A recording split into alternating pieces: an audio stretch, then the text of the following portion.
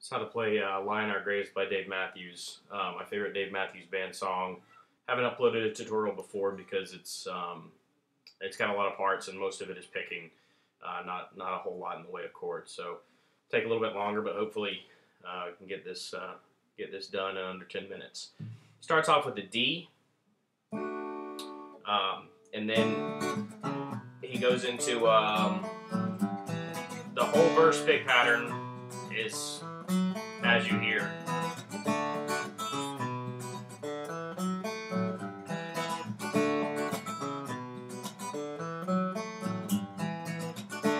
That's the verse pick pattern. And the way he does it is he's going to go from the D chord down to the A string, going from 4 to 2. Okay, so A, 4, 2, using the pinky and the forefinger.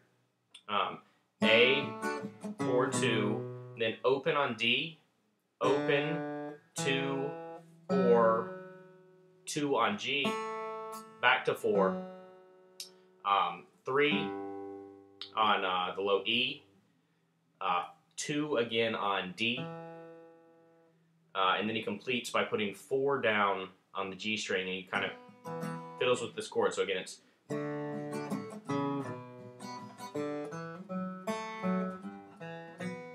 okay. Did you hear how he just goes D, 4, 2 on D, open, open, 2, 4, 2 on G, 4 on A, low E3, index again on 2 on D, and then he pulls in this kind of I guess kind of a broken B minor a little bit. Well, not really. I don't know.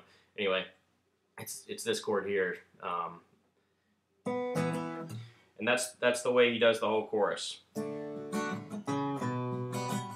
whole verse. Excuse me.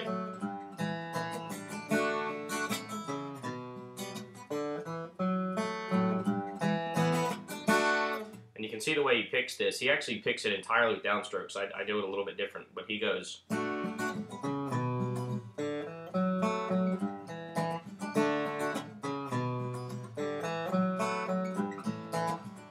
that's so he can keep his hand in the same rhythm. I actually end up upstroking at certain points.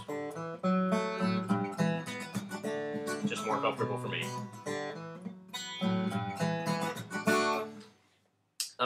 So that's the verse part, and then he has this little kind of interlude, and you'll just have to listen to the song when he puts this in. But during one little break, to just break up the step into the light part, and then the when I'm walking on the water part, he goes D, 4, 2, and then E, A, G, and then back to the same thing again.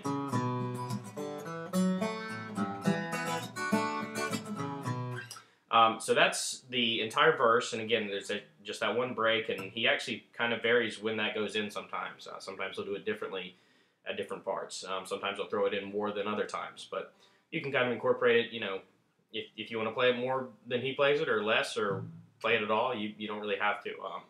But it's something that you can throw in there to just kind of break the regular progression of the verse.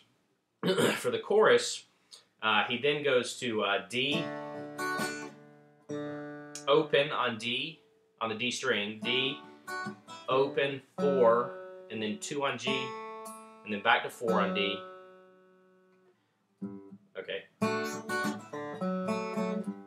Whoops. Right. Okay, so open, 4, 2 on G, 4, open again, A minor.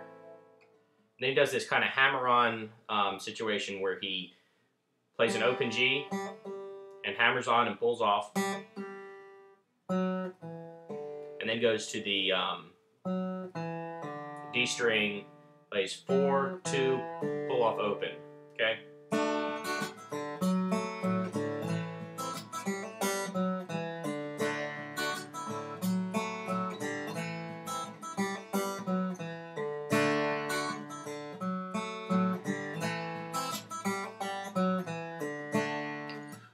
And then there's this little interlude thing that he does where he plays this. This is during the first chorus, where he goes,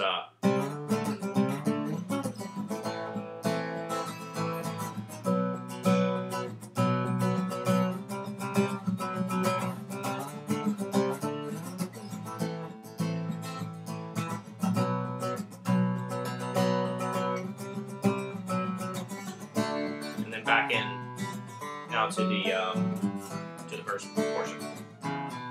And what he's doing there is just kind of he's on position 3 and 5 on the A and D string, and he's just sliding up to 5 and 7. So the first one is a slide, and then the second time it's picked twice. And then he just goes up to 9 and 11 and just hits it really quickly, and then goes down to an A minor, up to a B minor, and then just does that motion where he simply takes the pinky off, slides up to 3 and 5, and back down to 2 and 4. So kind of a broken B minor type chord here. And then back again to the first part. The second time he plays it through, he's going to play the chorus. Then he hits a D.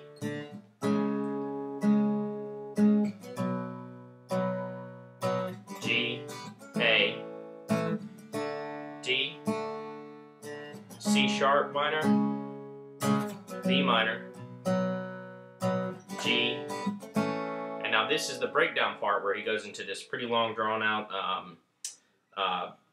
two separate progressions that he uses while Tim plays or during the band jam. He's going to be down, the first one he's down on 12, and you can figure out like what fingering works best for you. This whole sequence for both progressions are going to be always on the low E and the G string. I vary the finger positions only because it's a pretty long part and it can really wear on your two fingers if you use the same two fingers the whole time. But that may be more comfortable for you. So anyway, it goes like this. 12, down to 7, and now 5 and 6, down to 2, 3 and 4. 12 again, down to 7, 5 and 6, 3 and 4. And then for the next part, he's on 10 and 11, 9 and 9, 7 and 7, 3 and 4, and 5 and 6. 9 and 9, 7 and 7, 3 and 4, 5 and 6, and then the other one again, 12 and 12, 7 and 7, 5 and 6, 2 and 2, 3 and 4.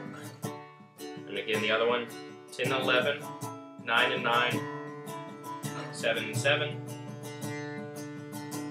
3 and 4, 5 and 6. And this is the one that he actually ends this whole breakdown part with. After this part ends, and he'll typically go through those, for a prolonged period of time. Again, just listen to the song with him, and Dave and Tim will probably be the easiest for you to pick out and actually hear the progression. But then once he gets done, once he plays the end of that, and he just he slows it down for the last progression through.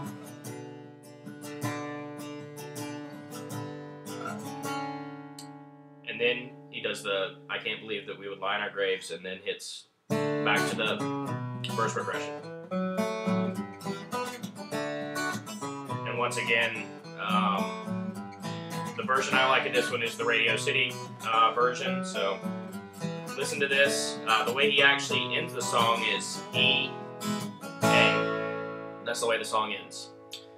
So that's all the parts to Lie in Our Graves. I kind of had to rush through it a little bit because apparently YouTube only allows for 2-minute songs. I just found that out. But anyway, hopefully that's mostly clear, and have fun. Like I said, it's my favorite.